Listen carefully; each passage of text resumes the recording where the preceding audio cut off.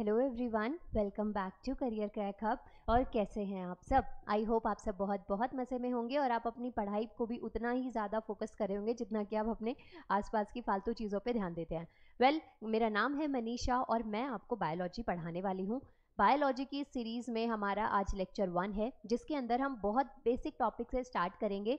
लेकिन सिर्फ ये टॉपिक बेसिक है, इसका मतलब ये नहीं है कि इसकी इम्पोर्टेंस कम हो जाएगी। यहाँ से एग्जाम में आपको डायरेक्ट क्वेश्चंस देखने को मिलते हैं और वो जो क्वेश्चंस है ना, वो सारे के सारे बहुत इंपॉर्टेंट होते हैं। ये जो इस लेक्चर में से क्वेश्चंस आएंगे ना, ये फ्री के मार्क्स हैं कि अगर आपने थोड़े से एफर्ट्स दे दिए ना, तो आप इनको बहुत अच्छे से स्कोर कर पाएंगे। सो बिना देरी के आज के इस लेक्चर को स्टार्ट करते हैं। और आज का जो हमारा टॉपिक है वो है ब्रांचेस ऑफ बायोलॉजी। मतलब जैसे अगर आपको सर में दर्द होता है तो आप अलग टैबलेट लेते हैं, अगर आपके दांतों में प्रॉब्लम होती है तो आपको पता है कि आपको डेंटिस्ट के पास जाना है, अगर आपकी नर्व्स में प्रॉब्लम है, आपको नसों की कोई दिक्कत है, तो आपको पता है आपको न्यूरोलॉजिस्ट के पास जाना है। तो जिस तरीके से हमारी अलग अलग बीमारी का इलाज अलग अलग डॉक्टर अलग अलग मेडिसिन में टैबलेट्स में होता है, ऐसे ही जब भी बात करेंगे साइंस की, तो साइंस में बहुत सारी अलग अलग ब्रांचेज आती है। जैसे आपने मेजरली 3 ब्रांचेस पढ़ी होंगी, एक होती है फिजिक्स, एक होती है केमिस्ट्री और एक होती है बायोलॉजी। जब भी साइंस पढ़ते हैं तो इन 3 पार्ट्स में तो साइंस को डिवाइड करते ही हैं, ये बात तो आपको पता होगा। फिजिक्स का मतलब जहाँ पे हम भौतिकी को पढ़ते हैं, जहाँ पे नेचर के लॉज होते हैं और इसके अलावा जो नियम वगैरह होते हैं, ये सब चीज़ें हम पढ़ते हैं। और जब केमिस्ट्री की बात करते हैं तो ये जो होती हैं ये रसायन से रिलेटेड होती है। रसायन का मतलब हो गया जहाँ पे केमिकल रिएक्शंस पढ़ेंगे, और मोस्टली केमिस्ट्री में वो रिएक्शंस होती हैं जो कि इरिवर्सिबल इन नेचर होती हैं। इट मीन्स कि एक बार अगर कोई रिएक्शन हो गई तो वो वापस से चेंज नहीं हो सकती है। जैसे दूध से एक बार अगर आपने दही बना दिया तो जितनी मर्जी आप तिगड़म लगा लीजिए, जितने मर्जी एफर्ट्स दे लीजिए, आप वापस से उस दही को दूध में कन्वर्ट नहीं कर सकते। तो ये क्या है, इरिवर्सिबल है। ऐसी चीज़ें हम केमिस्ट्री में पढ़ते हैं। और जब बात आती है बायोलॉजी, जो कि अभी हमारा आज का टॉपिक है, और बायोलॉजी की बात करें तो यहाँ पे हम पढ़ते हैं जीव विज्ञान को।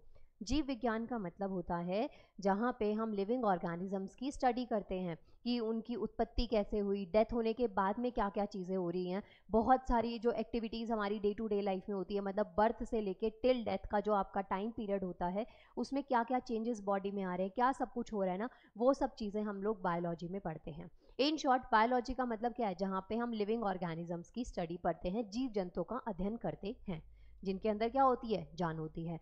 लेकिन इस चीज़ को, बायोलॉजी के ब्रांचेस को, बायोलॉजी के टॉपिक को स्टार्ट करें उससे पहले आपको ये चीज़ जाननी है कि जो साइंस वर्ड है ना, ये बेसिकली हमारे पास कहाँ से आया है। तो देखिए, सबसे सिंपल सी चीज़, जो वर्ड साइंस है ना, ये एक लैटिन वर्ड साइंटिया से निकला है, ये आपको याद रखनी है। जैसे जब आप हिस्ट्री पढ़ते हैं, ज्योग्राफी पढ़ते हैं, तो आप वहाँ पे ना बहुत से ऐसे डिफ़िकल्ट वर्ड्स देखते हैं जिनका एक्चुअल में प्रोनाउंसिएशन हिंदी में, इंग्लिश में हम सही तरीके से नहीं कर पाते।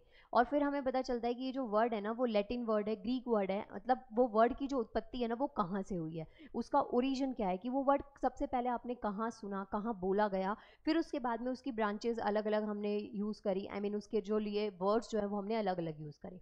इसका एक छोटा सा एग्जाम्पल मैं आपको देती हूँ। जैसे कि मानिए आपको पानी पीना है, तो पानी एक बहुत ही बेसिक थिंग है, हमारी फंडामेंटल नीड है, ये हम सबकी ज़रूरत है। चाहे हम कॉन्टिनेंट्स में डिवीजन देख लें दुनिया का, चाहे हम कंट्रीज़ में देख लें, कैसे भी देख लें, पानी सबको पीने के लिए चाहिए, सबकी रिक्वायरमेंट है। हाँ, लेकिन पानी जो है सब जगह उसको पानी से ही संबोधित किया जाए, पानी से ही नाम से बोला जाए, ये कंपलसरी नहीं होता है।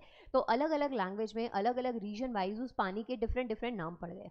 ऐसे ही जो वर्ड साइंस है ना, उसका जो ओरिजिन है वो कहाँ से हुआ, साइंटिया वर्ड से हुआ, जिसका मतलब होता है नॉलेज। जैसे आपने ये बहुत कॉमनली सुना होगा कि अगर कोई साइंस ले लेता है, आपकी फैमिली में किसी बच्चे के पास में साइंस है ना, तो हम बहुत सुपीरियर समझते हैं, हमें लगता है उनसे ज़्यादा इंटेलिजेंट इस दुनिया में कोई नहीं है, होता है ऐसे चीज़ें। तो इसका मतलब क्या है कि जो साइंस वर्ड है इसका मतलब क्या है, नॉलेज। तो आपके लिए ईजी टू रिमेंबर है, आप इसको याद रख सकते हैं। सो ये पॉइंट्स आपको याद रखने हैं। जैसे सबसे पहला पॉइंट क्या है कि साइंस वर्ड जो है ना, वो एक लैटिन वर्ड है। और कौन सा word Latin word, scientia, scientia से निकला है। और साइंटिया का मीनिंग क्या होता है, नॉलेज होता है, ये बात आपको ध्यान रखनी है। फिर उसके बाद में हम देखते हैं कि ये जो है ना साइंस वर्ड, ये एक ब्रांच है किसकी, नेचुरल साइंस की। ओके, जो प्राकृतिक विज्ञान है उसी की एक ब्रांच है साइंस।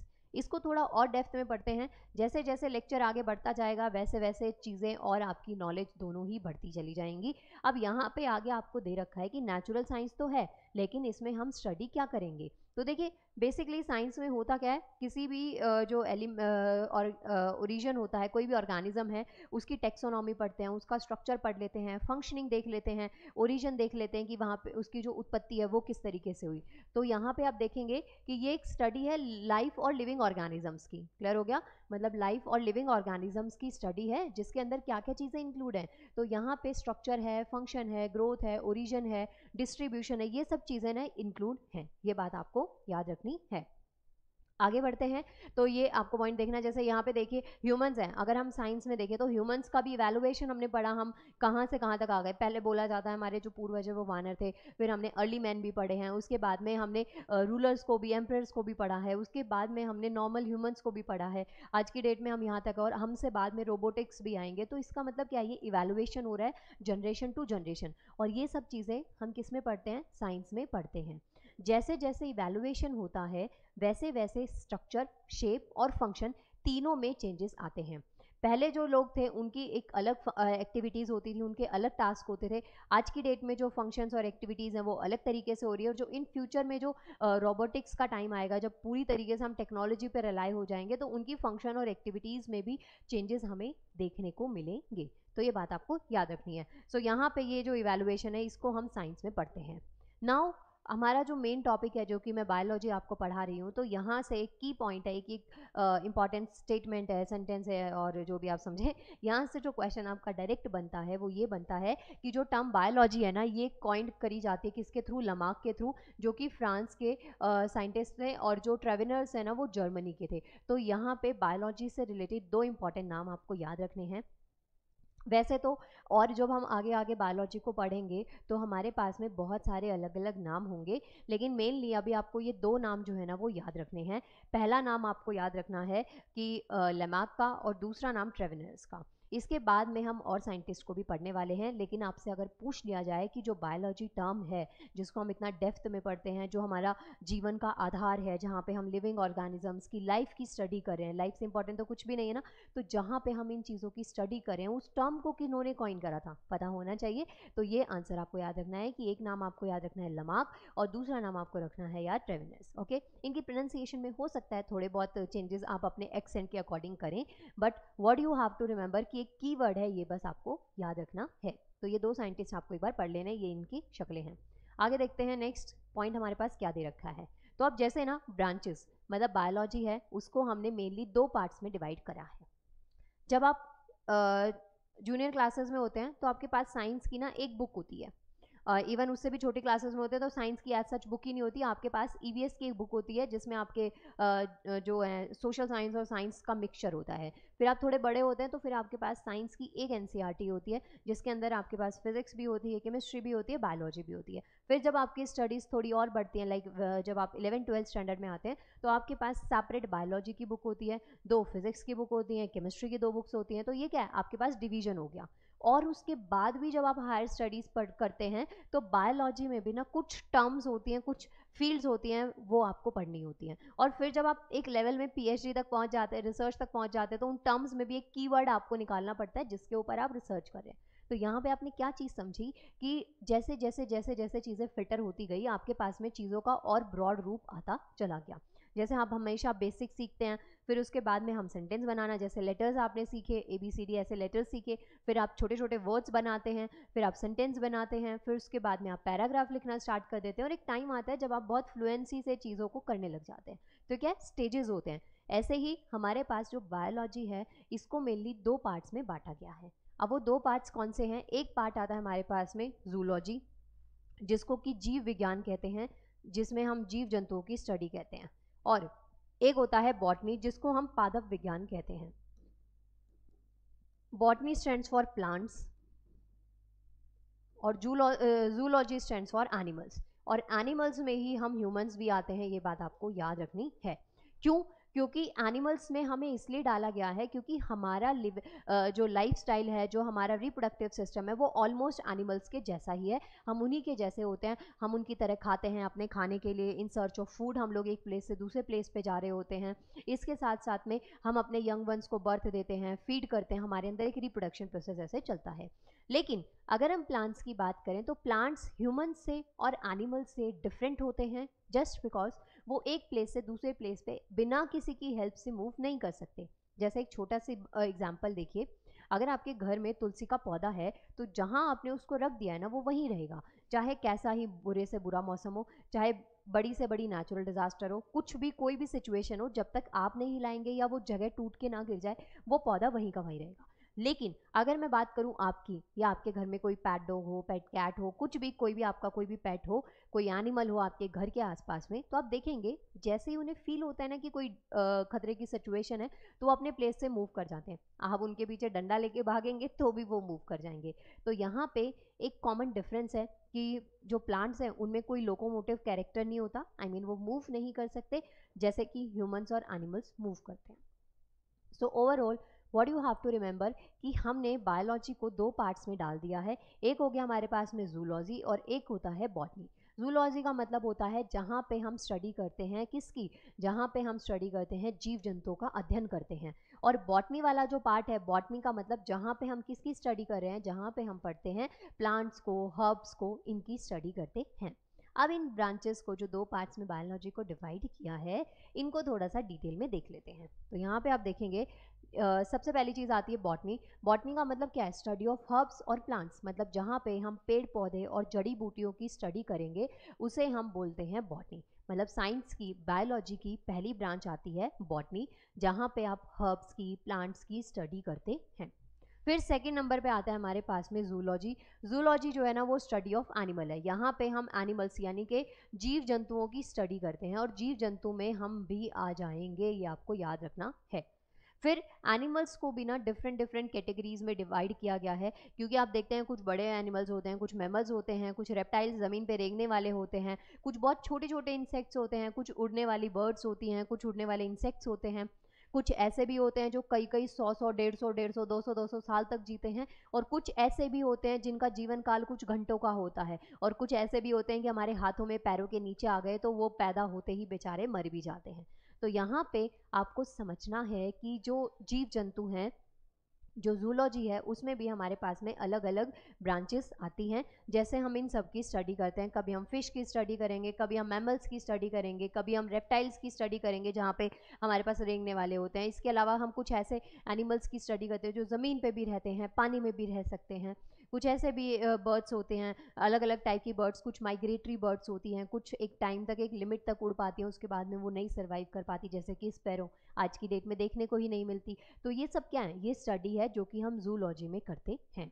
सो बेसिक सा आपको क्या याद रखना है, बॉटनी का मतलब है जहाँ पे हम प्लांट्स और एनिमल्स की स्टडी, जहाँ पे हम प्लांट्स और हर्ब्स की स्टडी करते हैं। और जूलॉजी का मतलब होता है जहाँ पे हम स्टडी करते हैं जीव जंतुओं की, एनिमल्स की और ह्यूमंस की। तो ये पॉइंट आपको याद रखना है, जूलॉजी में हम एनिमल्स की स्टडी करते हैं। क्लियर हो गया? आगे देखिए, जैसे अब कोई ना कोई तो जनक होता ही है। जैसे मैंने आपको बता दिया है कि बायोलॉजी जो टर्म है वो लेमार्क ने दी थी, ट्रेविनर्स ने दी, इन दोनों साइंटिस्ट को हम पढ़ते हैं जब भी बायोलॉजी टर्म की कॉइनिंग की बात आएगी। तो यहाँ पे हमारे पास में सेम टॉपिक आता है कि जो हमारे पास बायोलॉजी में अलग अलग ब्रांचेज हैं उनके जनक कौन है, उनके कर्ता धर्ता कौन है। तो यहाँ पे आप देखेंगे जैसे हमारे पास अलग अलग ब्रांचेज हैं, बायोलॉजी या जीव विज्ञान है, जूलॉजी जहाँ पे एनिमल्स की स्टडी करते हैं, बॉटनी जहाँ पे हम प्लांट्स की और हर्ब्स की स्टडी करते हैं, जेनेटिक्स जहाँ पे हम हमारे जीन्स के बारे में पढ़ते हैं, जैसे आपको अपने पेरेंट्स से जो जीन्स हैं वो विरासत में मिलते हैं, इसी वजह से आपका कॉम्प्लेक्शन है, आपका कलर है, आपकी हाइट है, आपका आई बॉल का कलर है, हो सकता है आपका नेचर हो, कोई आपको हेरिडिटी की प्रॉब्लम हो, कोई बीमारी हो जो आपके पेरेंट्स से आपके डायरेक्ट बॉडी में आ गई, ब्लड वाली डिजीज़ आ गई हैं, तो ये सब क्या जेनेटिकली चीज़ें होती हैं। फिर उसके बाद में साइटोलॉजी यानी कि जहाँ पे हम सेल की स्टडी करते हैं। सेल क्या होती है? कोशिका। नेक्स्ट लेक्चर हमारा सेल ही होगा जिसमें हम बहुत डिटेल से कोशिका को पढ़ेंगे कि क्या होता है, कैसे क्या क्या चेंजेस इसमें आते हैं।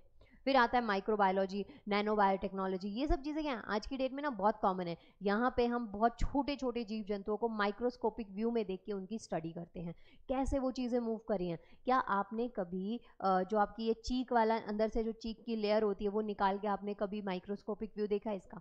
वैसे खुद से नहीं देखा होगा लेकिन आपने 10th की एनसीईआरटी में ज़रूर देख लिया होगा। या फिर अनियन पील होता है, जो प्याज के ऊपर की लेयर होती है, एक झिल्ली होती है, उसको आप जब माइक्रोस्कोपिक व्यू में देखते हैं। हम हमारे ब्लड की ड्रॉप, हमें तो ब्लड रेड कलर का दिख रहा है लेकिन उस ड्रॉप को जब हम माइक्रोस्कोपिक व्यू में देखते हैं तो हमें कैसे दिखाई देता है। तो ये सब चीज़ें क्या हैं कि आप उसको कैसे देख पा रहे हो, उस माइक्रो छोटी छोटी चीज़ें जो हैं उनको कैसे देख पा रहे हैं।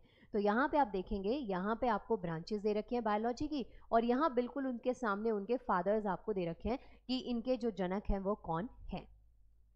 अब जो है हमारा मेन टॉपिक जो है वो स्टार्ट होता है, जहाँ पे हम पढ़ेंगे अलग अलग ब्रांचेस के बारे में। सबसे पहली ब्रांच यहाँ पे आपको दे रखी है अनाटमी। अनाटमी जो होता है जहाँ पे हम इंटरनल ऑर्गन्स का स्ट्रक्चर पढ़ते हैं, जो हमारी बॉडी के जो ऑर्गन्स हमारे पास कितना हमारे पास हार्ट है एक, हमें कैसे पता चला, हमारे पास 2 लंग्स हैं, हमारे पास किडनी है, लिवर है, हमारे पास बोन्स हैं, हमारे पास में इंटेस्टाइन है, छोटी आंत है, बड़ी आंत है। ये सब चीज़ें जो हमने अपने शरीर के अंदर जो झांक के देखा ना, वो उसको कहते हैं एनाटमी। ये आपको याद रखना है। तो एनाटमी एक बायोलॉजी की ऐसी ब्रांच है जहाँ पे हम इंटरनल स्ट्रक्चर की स्टडी करते हैं।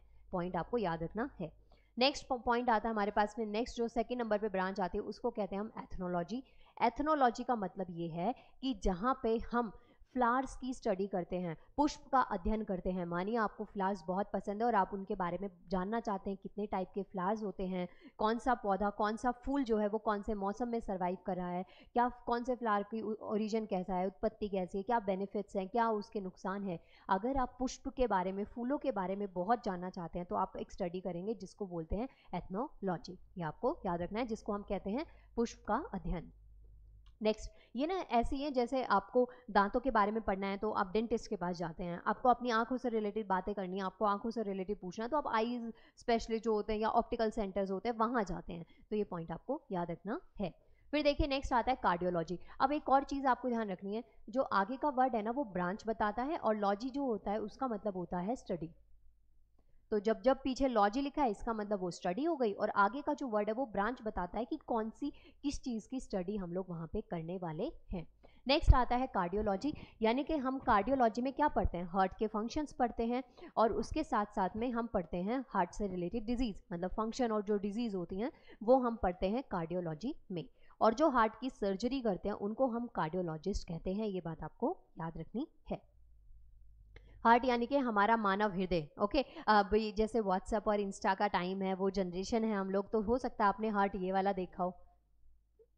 जैसे आप सब पे मेरी नहीं चलती ना, ऐसे ये पेन भी मेरी नहीं सुन रहा है, तो ये क्या है, हार्ट हो गया। लेकिन हमारे पास एक्चुअल हार्ट का जो शेप है ना वो ये होता है। ये व्हाट्सएप यूनिवर्सिटी वाला हार्ट आपको बायोलॉजी पढ़ते वक्त नहीं देखना है, ना ही आपको इसको याद रखना है। ये जो बंद मुट्ठी आकार में हार्ट है इसको आपको पढ़ना है। अब एग्जाम में क्वेश्चन कैसे आता है, एक पैटर्न देख लेते हैं। तो देखिए पैटर्न क्या है, स्टडी ऑफ हार्ट। तो स्टडी ऑफ हार्ट क्या कहलाती है, कार्डियोलॉजी कहलाती है। ऑप्शन ए जो है ना, हृदय का अध्ययन, क्या कहलाता है, कार्डियोलॉजी कहलाता है। ये बात आपको ध्यान में रखनी है। आगे बढ़ते हैं।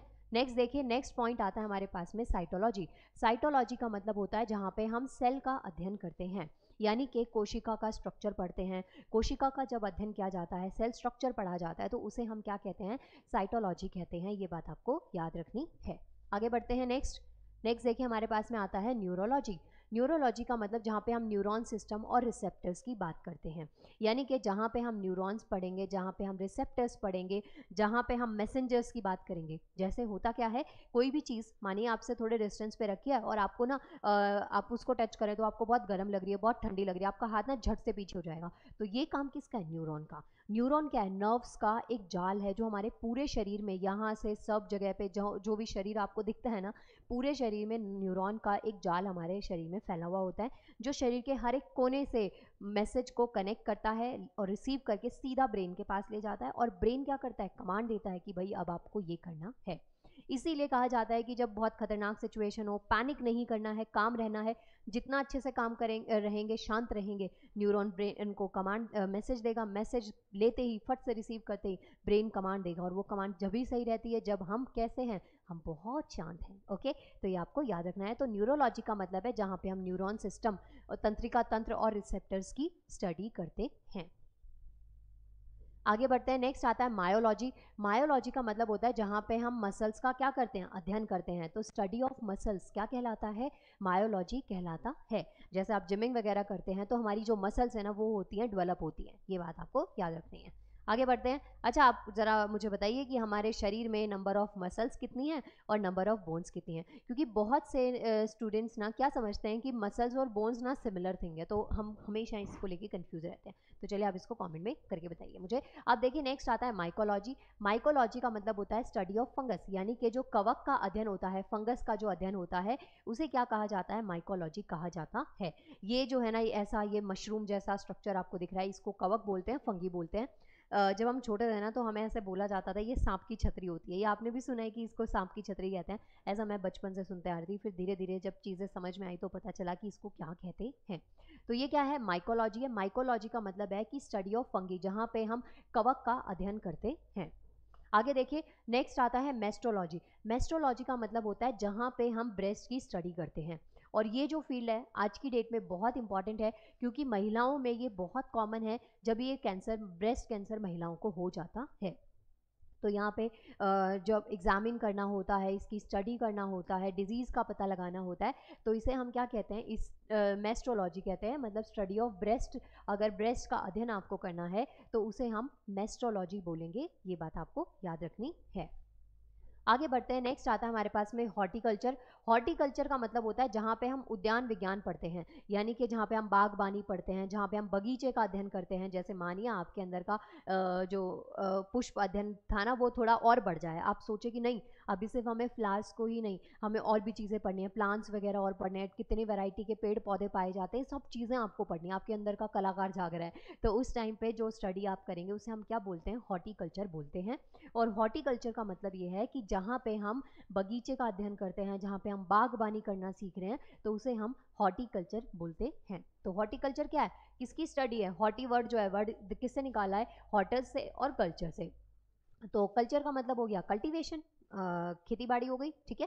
और उसके अलावा हॉर्टस का जो मतलब होता है वो होता है गार्डन। क्या होता है? गार्डन। तो आप याद रखिएगा, हॉर्टिकल्चर, गार्डन या फिर बाग बगीचा, ऐसे आपको याद रखना है।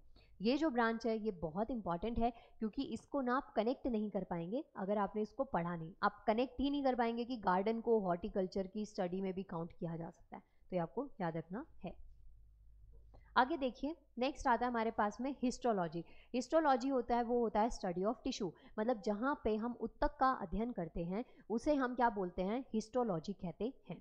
सेल की स्टडी को साइटोलॉजी कहते हैं। सेल जो है कोशिकाएं, बहुत छोटी छोटी कोशिकाएं होती हैं, आपस में जुड़ने के बाद में इकट्ठी होकर उत्तकों का निर्माण करती हैं, यानी कि टिश्यू का निर्माण करती हैं। और जो टिश्यू हैं वो रिस्पॉन्सिबल होते हैं किस चीज़ के लिए? वो हमारी एक्टिविटीज़ परफॉर्म करवाने के लिए रिस्पॉन्सिबल होते हैं। मतलब आप कुछ बोलना चाहते हैं, कुछ आप एक्टिविटीज़ परफॉर्म करना चाहते हैं, तो वो किसकी वजह से पॉसिबल है? वो हमारे पास पॉसिबल है इनकी वजह से, यानी टिश्यूज़ की वजह से। तो अगर क्वेश्चन पूछ लूँ मैं आपसे कि स्टडी ऑफ टिश्यू यानी कि उत्तक का जो अध्ययन है वो क्या कहलाता है? हिस्टोलॉजी कहलाता है। नेक्स्ट आता है हमारे पास में एंटोमोलॉजी। एंटोमोलॉजी, ये जो स्लाइड है ना, ये पर्सनली मेरी फेवरेट स्लाइड है, ये मुझे बहुत पसंद आई है, क्योंकि इसमें इतने अच्छे अच्छे तरीके से पिक्चर्स को मैंने डाला है। वैसे सब में ही बहुत अच्छे तरीके से डाला है, लेकिन ये पर्सनली मुझे बहुत पसंद आती है स्लाइड। एंटोमोलॉजी, एंटोमोलॉजी का मतलब होता है कि वो स्टडी जहाँ पे हम इंसेक्ट्स की बात करेंगे, आई मीन इंसेक्ट्स की जो स्टडी होती है उसे हम क्या कहते हैं? एंटोमोलॉजी कहते हैं। तो यहाँ पे आप देखेंगे स्टडी ऑफ इंसेक्ट्स, जो छोटे छोटे जीव जंतु होते हैं ना, उनकी जब स्टडी करते हैं, मतलब कीट पतंगे होती हैं, कीट पतंगे जो होती हैं उनका जब अध्ययन हम करते हैं, यहाँ पे पतंग का मतलब काइट मत समझ लीजिएगा कि चलो उड़ाने चलते हैं। यहाँ पे जो इंसेक्ट्स हैं, कीटों की जब अध्ययन की बात आएगी तो उसे हम क्या बोलते हैं? उसे बोला जाता है एंटोमोलॉजी। क्लियर हो गया?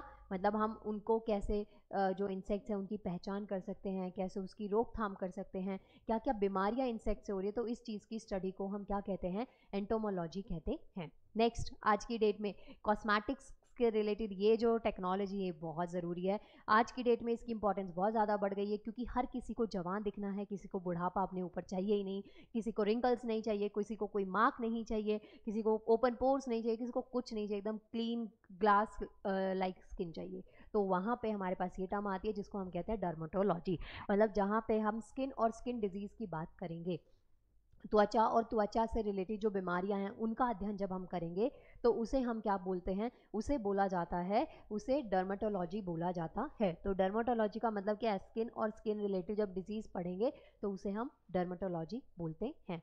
बताइए मुझे फटाफट से कि कैसे लग रहे हैं आपको ये जो ब्रांचेज हैं ये कैसी लग रही हैं। नेक्स्ट ब्रांच आते हैं हमारे पास में डेंड्रोक्रोलॉजी। जैसे हम अपनी एज पता लगाने के लिए हमारे पास आधार कार्ड होता है, ऐसे ही जो पेड़ होते हैं ना उनकी एज भी हमें पता लगानी पड़ती है, लेकिन अफसोस उनके पास आधार कार्ड नहीं होता। तो हम कैसे पता लगाते हैं? जो पेड़ पौधे होते हैं, जो स्पेशली पेड़ होते हैं, उनकी एज पता लगानी होती है ना, तो हम उनके तने को काटते हैं। उस तने पे जितनी रिंग्स बनी होती हैं उसे हम पता लगाते हैं कि ये जो पेड़ है ये कितना पुराना है। जितनी ज़्यादा रिंग्स उतना पुराना वो पेड़ होता है।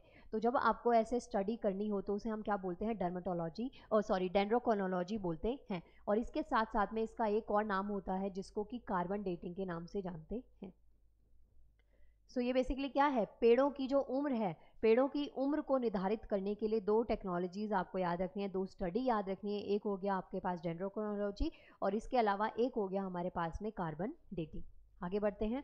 नेक्स्ट हमारे पास में ये कार्बन डेटिंग मैंने बता दिया। नेक्स्ट आता है वर्मी कल्चर। वर्मी कल्चर का मतलब होता है जहाँ पे हम केंचुओं का अध्ययन करते हैं। और जो केंचुए होते हैं इन्हें फार्मर्स फ्रेंड्स भी बोला जाता है। मतलब जो किसान होते हैं, किसानों के मित्र होता है केचुआ। केचुआ जो है किसानों का मित्र है, इसलिए भी ये स्टेटमेंट भी याद रखिएगा। और इसके साथ साथ में इनका जब अध्ययन करते हैं, इनका पालन पोषण करते हैं, तो उसे हम क्या कहते हैं? वर्मी कल्चर कहते हैं।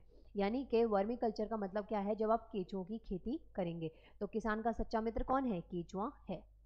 नेक्स्ट नेक्स्ट आता है हमारे पास में यूरोलॉजी। यूरोलॉजी जो है ये वर्ड आया है यूरिन से निकल के, और यूरिन का मतलब होता है मूत्र। तो जहाँ पे हम यूरिन को टेस्ट करते हैं कोई बीमारी पता लगाने के लिए कि किसी को कोई बीमारी तो नहीं है, कोई प्रॉब्लम तो नहीं है, तो उसे हम क्या बोलते हैं? उसे हम यूरोलॉजी कहते हैं। ये बात आपको ध्यान रखनी है। तो यहाँ पे आप देखेंगे जब हम मूत्र रोग की स्टडी करते हैं, अध्ययन करते हैं, यूरिन डिजीज पढ़ते हैं, तो उसे हम क्या बोलते हैं? यूरोलॉजी कहते हैं। यूरोलॉजी। आगे देखते हैं। नेक्स्ट पॉइंट आता है हमारे पास ऑन्कोलॉजी। आज की डेट में बहुत कॉमन है कैंसर, बहुत लोगों को रैंडमली होता जा रहा है। आपके नोन में भी किसी ना किसी को डेफिनेटली आपने देखा होगा। तो देखिए जब आप कैंसर का अध्ययन करेंगे, कितना डेंजरस है, कितना स्प्रेड हो चुका है, इसकी रोकथाम कैसे हो सकती है, जहाँ पे आप कैंसर के बारे में पता लगा रहे हैं, तो उसको कहते हैं हम ऑन्कोलॉजी। क्या कहते हैं इसको? ऑन्कोलॉजी। तो जो कैंसर का अध्ययन होता है उसे क्या कहते हैं? ऑन्कोलॉजी कहते हैं। और कैंसर जो है ना एक टाइप ऑफ गांठ है, जहाँ पे दो टाइप की गांठ हमारे शरीर में हो जाती है। एक गांठ होती है जो कि स्प्रेड नहीं हो सकती, वो फेटल नहीं होती, मतलब हमारे पास में ना ज़्यादा लेवल पे वो स्प्रेड नहीं होगी। और एक गांठ होती है, छोटी सी गांठ स्टार्ट हुई और उसके जैसी बहुत सारी गांठ अंदर ही अंदर अंदर अंदर शरीर में फैलती चली जाती हैं। तो अगर आपकी बॉडी में कोई ऐसे लंप है, कोई गांठ बनी हुई है जो बहुत टाइम से क्यूरेबल नहीं है, जिसमें पेन भी नहीं हो रहा और ठीक भी नहीं हो रही है, तो उसको आपको ज़रूर डॉक्टर को एक बार चेक करवा लेना चाहिए। तो यहाँ पे आप देखते हैं ऑन्कोलॉजी का मतलब है जहाँ पे हम कैंसर का अध्ययन करते हैं। नेक्स्ट आता है हमारे पास में सीरोलॉजी। सीरोलॉजी का मतलब होता है जहाँ पे हम ब्लड सीरम यानी रक्त के जो सीरम है उसका अध्ययन करते हैं। ब्लड टेस्ट करवाया है आप लोगों ने कभी?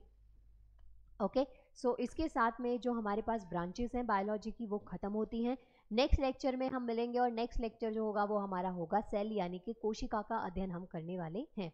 Now thank you so much. मिलते हैं नेक्स्ट लेक्चर में और आप सब अपना ध्यान रखिएगा और अच्छे से पढ़ाई करते रहिएगा। सिलेक्शन होता है नहीं होता है वो तो बहुत बात की बात होती है, लेकिन एफर्ट्स आपके कितने जेन्युइन है ना, वो चीज़ बहुत ज़रूरी है कि जो ईमानदारी है ना ड्यूरिंग प्रिपरेशन, ईमानदारी आपको खुद के साथ तो ज़रूर बरतनी है। और जब आप खुद से अच्छे से मेहनत करते हैं, ईमानदारी के साथ मेहनत करते हैं ना, तो फिर आपको कामयाबी के बिना कोई रोक ही नहीं सकता। मतलब आपको कामयाब होने से कोई भी नहीं रोक सकता है अगर आपके एफर्ट्स बहुत जेन्युइन है। सो नाउ टेक केयर, मिलते हैं नेक्स्ट लेक्चर में। Bye bye.